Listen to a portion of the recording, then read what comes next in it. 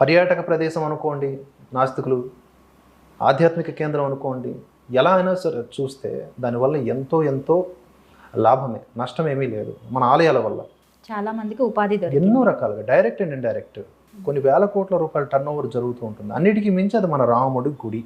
రాముడు అంటే ఎవరు? మనవాడు, అణువున ఉన్నవాడు. సో అటువంటి రాముడికి ఒక గుడి కట్టుకున్న ప్రాబ్లమే అంటారు. సో ఏదేమైనా సరే మన గుడులు, మన ఆలయాలు పూర్వవైభవ స్థితికి రావాలి. మీరు చెప్పినట్లుగా, అంటే సోమనాథ్ గారు చెప్పినట్లుగా అవి లైబ్రరీలుగా మారాలి. లైబ్రరీలు అంటే ఏంటండి? పరిశోధన. హిందువు అంటేనే పరిశోధకుడు, నిత్యము పరిశోధించి జ్ఞానాన్ని అన్వేషించేవాడిని హిందువు అంటారు. సనాతన ధర్మం అంటే ఇప్పుడు హిందూ అని పేరు పెట్టినా ఆయన సనాతన ధర్మానికి సంబంధించిన వారసులు ఎవరైనా సరే పరిశోధకులే. నా దృష్టిలో ప్రతి హిందూ ఒక సైంటిస్ట్. మరి సైంటిస్ట్కి లైబ్రరీ ఉండాలి కదా. So that's a good thought. అంటే మీరు అనుకున్న ప్రకారం మన యువత అనేది దైవ